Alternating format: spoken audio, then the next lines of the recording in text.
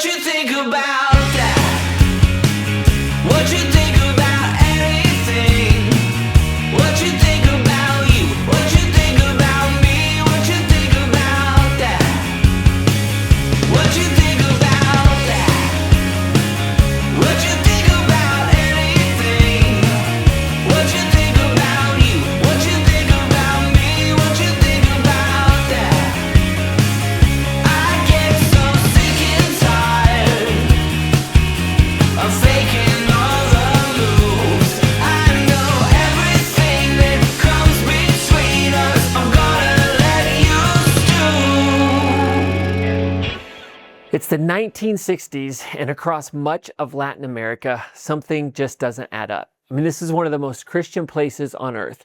Churches fill cities and villages. Crosses hang on walls. People are being baptized. They're taking communion. They're attending mass, praying the prayers, confessing the creeds. I mean, Christianity is everywhere. But so is crushing poverty. And a small percentage of the population controls enormous amounts of land and wealth, while millions of people struggle simply just to feed their families. Children are going hungry, workers labor for almost nothing, families, they're living without adequate housing or education or health care or really any meaningful opportunity. And when people begin challenging this idea, these systems that are keeping the poor, they're sometimes met with extreme violence. And all this is happening in countries that call themselves Christian. And eventually priests and theologians, they start asking some pretty dangerous questions. They start asking questions like, what good is a gospel that can save someone's soul but doesn't seem to care about the conditions that are destroying their life? Because the Christianity many of these communities had inherited had become something centered on something else. It was believe the right things. It was participate in the right rituals. It was confess your sins. It was obey the church. And if you do these things faithfully, then someday, after this life, your soul will be saved. Now, beliefs matter, and rituals, they can definitely be beautiful. But when getting souls into heaven becomes the center of Christianity, well, something dangerous can happen. Christianity no longer is able to change the world. It doesn't have to. It can just simply teach people how to endure the world, right? I mean, you're poor. Well, your reward is in heaven. Or you're suffering, God has a plan. Someone has power over you, well, just submit to authority. You're being mistreated, you just have to forgive. Don't question, don't cause trouble. Just make sure your soul is right with God. And religion, it can become very useful to the people who want to benefit from keeping the world exactly the way it is. I mean, worse, religious leaders, they've often become the gatekeepers of this idea of salvation. They get to decide what you have to believe and how you have to behave. They decide who's acceptable to God and who isn't. And all of a sudden, a gospel that was supposed to set people free just becomes another instrument for controlling them. But in the midst of this oppression and these things happening in Latin America, something else started to stir, right? People living at the bottom of these systems, they began reading their Bible together, and they began noticing certain things. Not because the words of the Bible had changed, but because the people reading those words had. And one of those people who was paying careful attention was a young Peruvian priest named Gustavo Gutierrez. Gutierrez was born in Lima, Peru in 1928. Interestingly, theology wasn't his first field of study. He had originally studied medicine, and he was intending to become a psychiatrist. Eventually, though, he felt called to the priesthood, and so he traveled to Europe where he studied philosophy, psychology, and theology.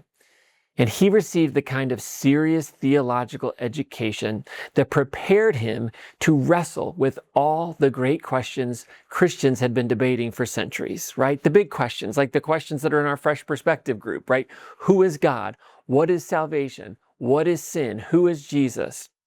And then he was ordained in 1959 and returned home to Peru. And all of a sudden those questions collided with something else, poverty. Not poverty as an abstract idea, but poverty with names and faces. Families struggling to survive, people working and remaining poor, children without opportunity. I mean, entire communities living on the margins of a society where wealth and power were concentrated in the hands of relatively few people. And Gutierrez, he began wrestling with a question that would shape the rest of his life and ministry. He wrestled with this idea of, how do you tell poor people that God loves them when the world around them continually tells them that their lives just don't matter? And Gutierrez slowly began to realize that poverty wasn't simply an unfortunate circumstance. Poverty could be produced.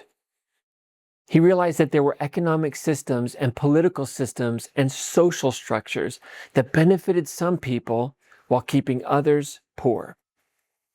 And suddenly, some of those big theological questions that he'd learned to ask and wrestle with while he was in Europe studying, they just didn't seem like enough. They didn't seem like good enough questions. And it's not because those questions weren't important, but it was just that they weren't the only questions that really mattered. Right? I mean, if you're sitting with a family that doesn't have enough food, the pressing question really isn't, well, what does Christianity teach about salvation of my soul? Right? There's another more urgent question.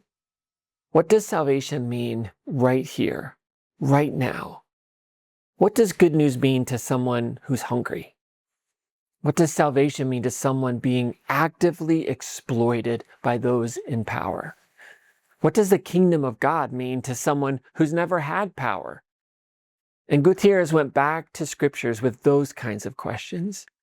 And he began seeing something that had been there all along. For example, he saw how Mary in Luke chapter 1, verse 52 and 53, she sings, God has brought down the powerful from their thrones and lifted up the lowly. God has filled the hungry with good things. And then he would read and he would listen to the way Jesus described his own mission in Luke chapter 4, verse 18 through 19. Jesus said, the Spirit of the Lord is upon me because he has anointed me to bring good news to the poor, release to the captives, to let the oppressed go free. Those words didn't sound like instructions for escaping earth. They sounded like good news about what God wanted to do on earth. And out of this study, out of this wrestling, came one of the central convictions associated with what's called liberation theology. And that is that God has a preferential option for the poor. Now, I know that that can sound like somebody is saying that God loves poor people more than everybody else, but that's not what it means. Imagine with me for a moment a parent who has several children. Maybe that's you. Now, I'm assuming you love all of them. But if one of your children were to fall and get hurt, like where do you go? Right? You move towards the child who's hurting, not because you stopped loving the others, but because love moves you toward the suffering one. And this thing called liberation theology says, look at the biblical story, and that is where you keep finding God. Among enslaved people in Egypt, among the exiles, among widows and orphans, among foreigners, among the poor, among the sick, among the people pushed to the edges. In the story, God isn't neutral when some people have enormous power and other people are being crushed underneath it. Divine love moves towards suffering. And if that's where divine love moves, maybe that's where we ought to move too. And in 1971, Gutierrez gathered these ideas into a book that he called A Theology of Liberation. And it helped give a name to something that was already emerging across Latin America, this idea of liberation theology. And that's the question that you asked for this week. We had some great questions, believe it or not, about liberation theology. What is liberation theology? How is it related to peacemaking? Because that's what we're talking about today. And so liberation theology is a Christ-centered faith concerned not just with souls after death. In fact, it kind of falls to the wayside, but it's concerned with bodies right now. It's not only concerned with what we believe, but what our beliefs cause us to do. And I think its challenge, the challenge of liberation theology to us, can be summarized like this. Divine love moves us towards suffering, where our charity blossoms into solidarity and our beliefs become behaviors that dismantle the causes of suffering. And when you look at Jesus through this theological lens, something becomes difficult to miss. I mean, look at who Jesus continually moves toward. It's the poor, it's the sick, it's women, it's children, people that were considered sinners, people with different abilities, with disabilities, foreigners, people that were labeled as unclean and pushed to the edges by religious institutions. Jesus just keeps moving toward people society has learned to push away and to move away from. And it's not something we're imposing on the Jesus story. I mean, the gospel writers go out of their way to show us this. Right? There's a moment in the Gospel of Mark, in Mark chapter 2, when Jesus is sitting around a table eating with tax collectors and people that everyone simply called sinners. And in that moment, the religious leaders see it and they ask Jesus' disciples, why does he eat with tax collectors and sinners? I love that question, right? Because here's these religious leaders and they aren't criticizing Jesus for what he believes about these people. We don't even really know. But they're criticizing him because of where he has chosen to sit. Right? Jesus is at their table. He's sharing food with them. He's close enough to know them. And when Jesus hears this criticism from the religious leaders, I love his response. In Mark chapter 2, verse 17, he says, those who are well have no need of a physician, but those who are sick, they do. In other words, this is exactly where we should expect to find Jesus. He's saying this is exactly where you should expect to find me. And that's the preferential option for the poor embodied in Jesus. Right there next to the one who's suffering. And divine love moves toward suffering, toward the excluded, toward the people everyone else has decided to move away from. But there's another side to this. Jesus doesn't simply move toward people who are carrying these heavy burdens, who are suffering. He confronts the people and the systems putting the burdens there. Right in Matthew chapter 23, verse 4, Jesus says of the religious leaders, listen to this, he says, they tie up heavy burdens, hard to bear, and lay them on the shoulders of others. That's an incredibly important part of the Jesus story, right? Jesus isn't simply asking, how can I help this person carry the burden? Sometimes Jesus is asking, who put this burden on them in the first place? And that is the movement that we see from charity to solidarity. Jesus doesn't simply have compassion for people who are suffering. He gets close. He crosses the boundaries of religion and ethnicity and gender and social status. And in doing that, he welcomes people who've been told that God doesn't want them. And that has produced intense suffering in this culture and in this climate. And when religious systems burden people rather than liberate them, Jesus would challenge those systems. He wouldn't let it go. And so divine love moves towards suffering. And we see that in Jesus. But we also see that something happens when you move towards suffering. From a distance, suffering can just be an issue, but up close, suffering, it has a name. It has a face. It has an awful story usually. And it has the ability to change us. And that's why liberation theology makes such an important distinction between charity and solidarity. Right? Charity says, I see that you got a problem, and I want to help. And that's amazing. That's awesome. If someone's hungry, we should feed them. If someone needs clothing, we give them clothing. If someone needs help paying their rent, we should help if we can. Charity matters. It's important. But solidarity goes further. Solidarity says, I'm coming over there. I'm going to listen. I'm going to learn your name. I'm going to hear your story. I'm going to allow your experience to change the way I understand the world. And eventually, if I stay close long enough, there is another question that starts to emerge. Why does this keep happening? Why does this keep happening to you and to others? And see, that's that transition from charity to solidarity. Charity sees someone drowning, throws them a life preserver. Solidarity pulls them out of the water, though. And then eventually somebody walks upstream and says, why do people keep falling into the water? What's happening up there? And is there something that I could do, something that we could do to change the situation so that fewer people end up drowning in the first place? And that's when our solidarity and beliefs start to shape our behavior. And we see this in Jesus too. It's exactly what Jesus does. Jesus doesn't simply help people harmed by religious exclusion. No, he confronts the religious systems doing the excluding. In fact, the whole story is about that. He doesn't merely touch the people called unclean. He challenges the categories themselves that have been used to determine who's clean and unclean. He doesn't simply welcome outsiders. He tells stories where the outsider turns out to be the hero. Jesus moves towards suffering. And in that movement gets proximate, and his proximity is turned into compassion, and compassion is turned into solidarity, and solidarity begins asking what needs to be changed. And even the cross tells this story. God doesn't respond to human suffering from this safe distance. No, the story of the cross says that God enters it, that Jesus experiences the violence of empire, the judgment of religion, public humiliation, rejection, abandonment, death. The Christian faith makes this astonishing claim that somehow in Jesus, God has chosen solidarity with suffering humanity. God comes over here, which means following Jesus can't simply mean believing certain things about Jesus. It means learning to live like Jesus. And so our beliefs have to create behaviors that rewrite what is unacceptable in our world. You know, in a way, we've been practicing a version of liberation theology for years. We just haven't necessarily called it liberation theology.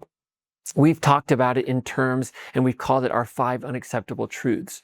These 5 realities in our world that we refuse to simply accept as, well, that's just the way things are. God will take care of it later. And liberation theology helps explain why we refuse to accept them, because divine love moves towards suffering. And so we've said spiritual emptiness is unacceptable.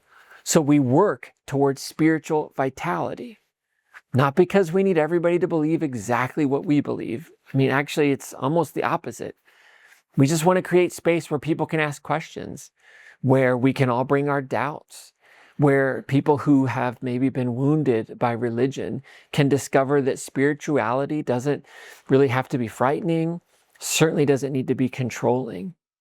We want to create space where people can experience and make meaning. They can experience mystery and community and love and hope.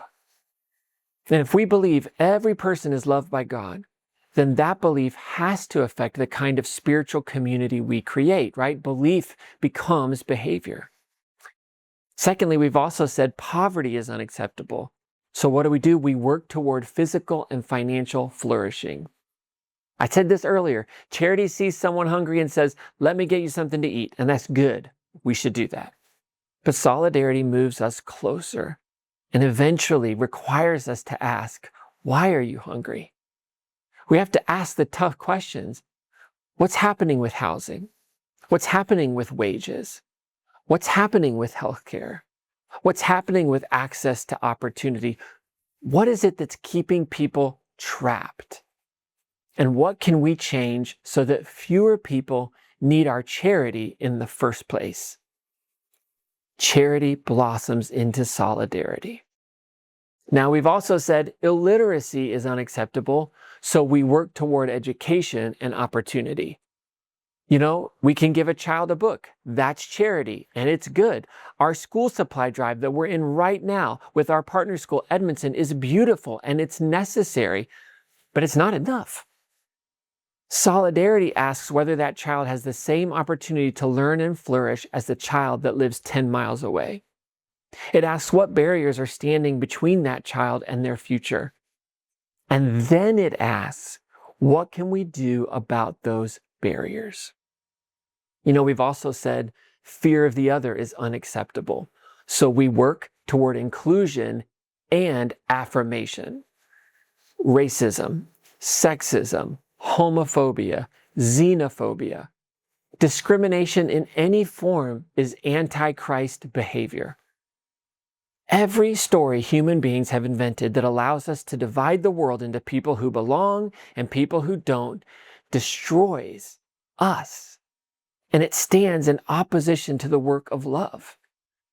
Again, belief has to become behavior. It's not enough to say, well, I'm not racist. I'm not a racist. Or I believe women should be treated equally. It's not enough to say, well, I don't have a problem with queer people. No, the question is, what happens when someone's dignity, the image of God, is threatened, and I have enough power to do something about it?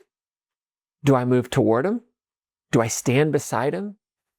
Do I use my voice? Am I willing to put something at risk? And then finally, we say modern slavery is unacceptable. So we work towards freedom.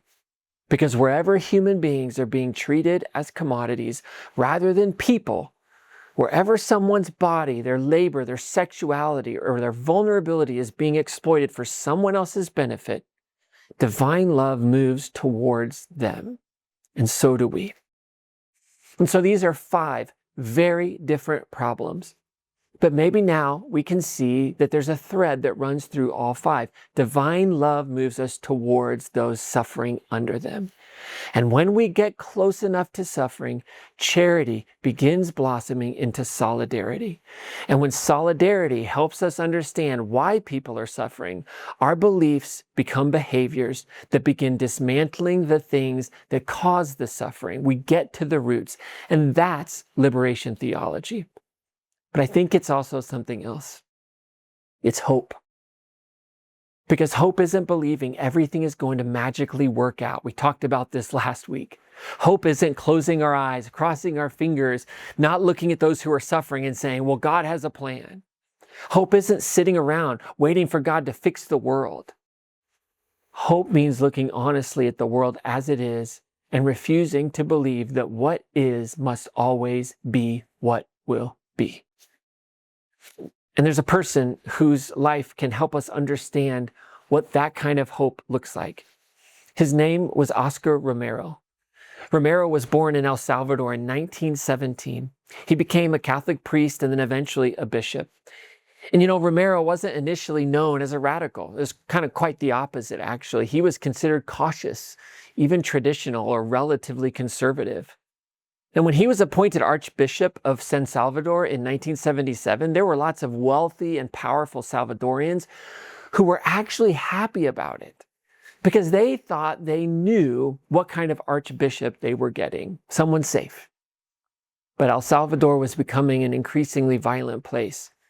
Poor farmers and workers were organizing for better conditions, and the government and the military, well, they were responding with repression and violence. I mean, people were just disappearing. People were being tortured and people were being murdered. And Romero began seeing it up close. And just weeks after he had become archbishop, something happened that changed him. One of his friends, a Jesuit priest named Rutilio Grande, was driving through the countryside. Now, Grande had spent years working alongside poor rural communities. He had helped people organize. He had taught them that their lives had dignity. But on March 12, 1977, Rutilio Grande was ambushed and murdered. And when Ramiro went to see his friend's body, something changed, or perhaps something became impossible for him to ignore anymore. You see, in that moment, suffering had come close enough to have a name. Rutilio. And Romero began moving toward it. He began listening to poor farmers, and he listened to families whose loved ones had just disappeared. And he listened to people who were being threatened by their own government. And something happened.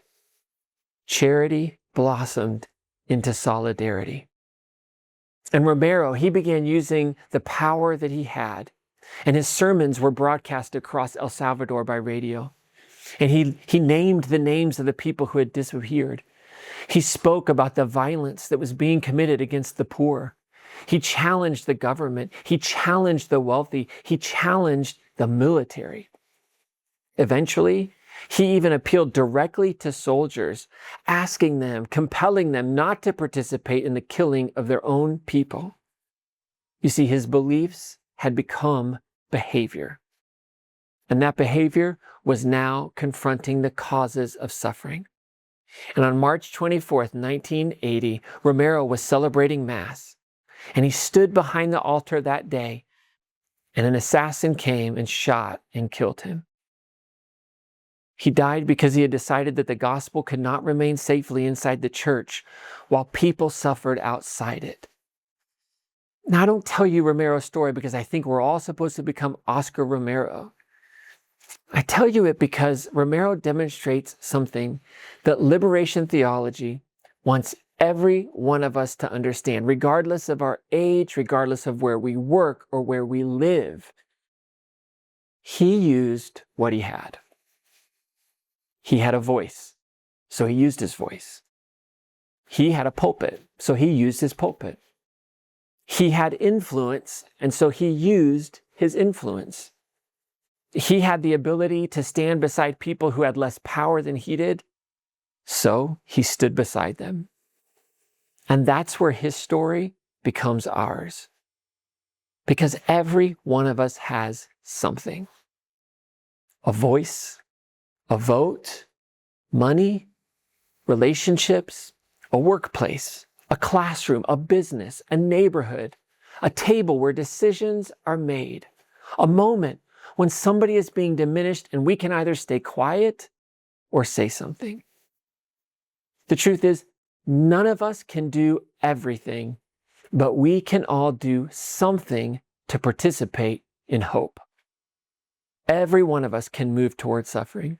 Every one of us can get close enough for charity to become solidarity.